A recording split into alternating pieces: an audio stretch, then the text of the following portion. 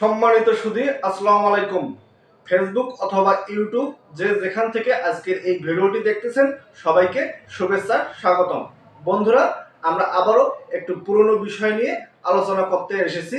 তো আমরা আজকে আলোচনা করব মাইক্রোসফট ওয়ার্ডে কিভাবে ডাটা এন্ট্রি করা যায়। তো আমরা এর আগে আসলে আমরা অনলাইনে অথবা এক্সেলে অথবা আপনার ডাটা এন্ট্রি সফটওয়্যারে ডাটা এন্ট্রি করতাম। তো আপনারা চাইলে মাইক্রোসফট ওয়ার্ডেও কিন্তু ডাটা এন্ট্রির কাজ করতে পারেন।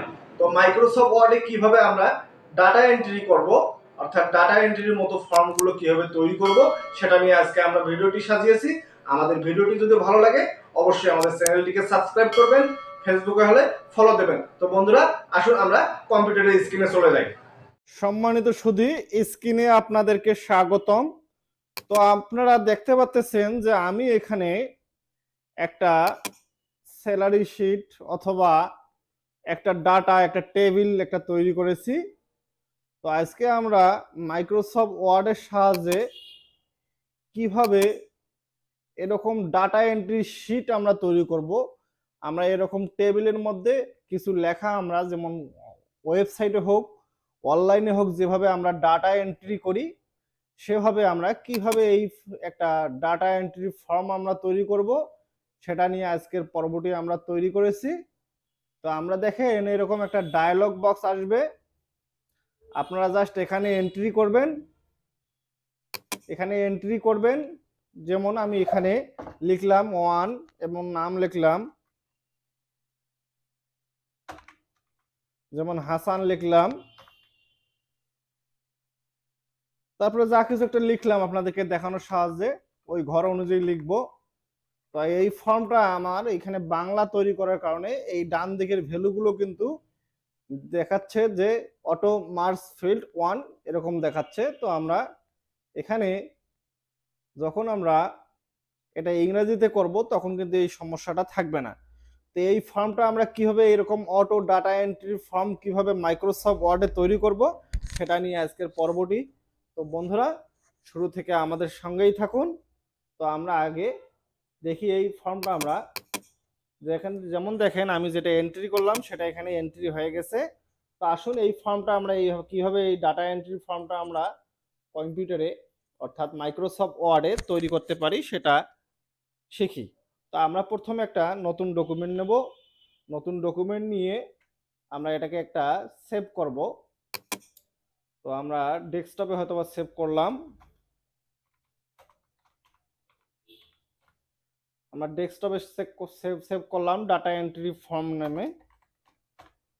নামে সেভ করলাম। সেভ করার পরে আমরা যে ডাটাটা তৈরি করব সেই ডাটাটা টেবিলের মাধ্যমে যে ডাটাটা আমরা তৈরি করব সেটা আমাদের কয়টা কলাম এবং কয়টা রো লাগবে আমরা সেটা ভাগ করে নেব। তো আমরা 5টা কলাম নিলাম, একটা রো নিলাম। পরবর্তী রো গুলো আমাদের ওই ডাটা এন্ট্রি করলে অটোমেটিক তৈরি হয়ে যাবে। তো আমরা এখানে দেব সিরিয়াল নাম্বার, এখানে দেব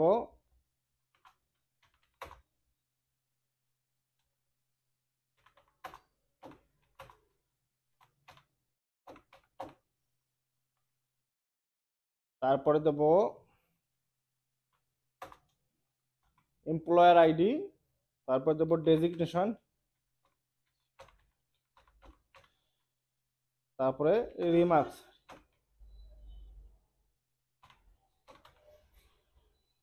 তো আপনারা দেখতে পাচ্ছেন যে এরকম আমরা একটা টেবিল তৈরি করে নিলাম। এখন এটা আমরা কিভাবে ডাটা এন্ট্রি ফর্ম আমরা তৈরি করব। তো তৈরি করার জন্য আমরা এখানে একটা সিলেক্ট করে নেব। তো সিলেক্ট করে নিয়ে আপনাদের পিসিতে এই ডাটা এন্ট্রি ফর্মটা তৈরি করার জন্য একটা সেটিং করা লাগবে। সেই সেটিংটা কিন্তু আপনাদের মাইক্রোসফট ওয়ার্ডে নাও করা থাকতে পারে, আমার পিসিতে করা আছে। তো আপনারা কিভাবে করবেন সেই সেটিংসটি আমি সেটা দেখাই দিচ্ছি। এইখানে এই রিবন মেনু থেকে এখানে শুরুতে এই অ্যারোতে ক্লিক করবেন। ক্লিক করার পরে আপনারা যাবেন হলো মোর কমান্ডে যাবেন। মোর কমান্ডে যে এখানে আপনারা অল কমান্ড দেখেন, পপুলার কমান্ড আমার দেওয়া আছে, এখানে অল কমান্ডে যাবেন। কমান্ডে যে আপনারা এই যে ডাটা ফর্ম, এখানে আপনি যদি ডি দিয়ে সার্চ করেন, একটু ডি লিখবেন, দেখবেন যে এই যে ডাটা ফর্ম নামে অপশন আছে, এইটা জাস্ট এখান থেকে অ্যাড করে এই ডান দিকে নিয়ে আসবেন। তো আমার এখানে অ্যাড করা আছে, এজন্য আমি আর নিয়ে আসতেছি না। তো আমরা এই ডাটা ফর্মটাই আমরা কাজ করব। তারপরে আমরা ওকে দেব। ওকে দেওয়ার পরে আমাদের দেখবেন যে এইখানে একটা আপনার এখানে ডাটা ফর্ম নামে একটা আইকন শো হবে। এই আইকনের মধ্যে আপনারা ক্লিক করবেন। ক্লিক করলে দেখবেন যে আপনার এখানে আপনি যে টেবিলের মধ্যে যে ডাটাগুলো আপনার তৈরি করে রেখেছেন, যেগুলো আপনি এন্ট্রি করবেন যে যে অপশনে, সেগুলো কিন্তু আপনার বাম দিকে শো হচ্ছে। তো আমরা এখান থেকে যদি সিরিয়াল নাম্বার 1 দিই এবং প্রথম নামটা আমরা লিখি কর্মচারীর নাম, তারপরে এমপ্লয় আইডি দেব, তারপরে পদবি দেব, আর রিমার্কসে আপনার যদি কিছু থাকে তাহলে দেবেন। দিয়ে যদি আপনি ইন্টার দেন তাহলে কিন্তু আপনার ডাটা ফর্মে দেখেন আমার নামটা চলে এসেছে, যেটা আমি এন্ট্রি করেছি। এরকম ভাবে যদি আপনি আবারও যদি কারো তথ্য যদি লিখতে চান, যেমন 2 নাম্বার,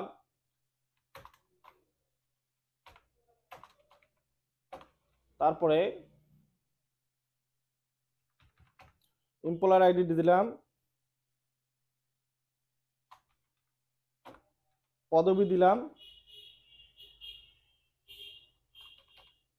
জাস্ট দিয়ে আপনারা জাস্ট আপনি যদি অ্যাড নিউ করলে একটা তৈরি হবে।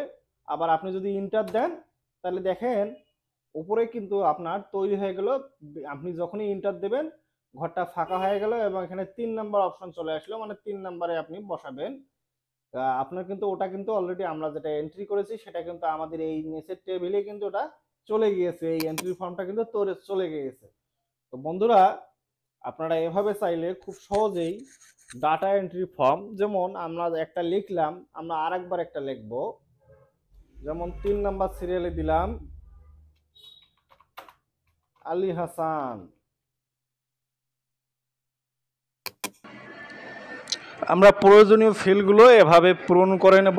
পূরণ করে নিয়ে জাস্ট ইন্টার দেব। ইন্টার দিলে আমাদের অটোমেটিক ওই সেলটি, ওই রোটি পূরণ হবে এবং তারপরের নেক্সট রোতে এই ফর্মটা প্রস্তুত হবে। তো দেখেন এখানে কিন্তু নেক্সট রোতে চলে গিয়েছে। দেখেন আমি যদি দেই, ওকে দেই, দেখেন আমাদের সব কিছু হয়ে গেল। তো বন্ধুরা, আপনাদের যদি আমাদের ভিডিওটি ভালো লাগে অবশ্যই আমাদের চ্যানেলটিকে সাবস্ক্রাইব করবেন, ফেসবুকে হলে ফলো দেবেন।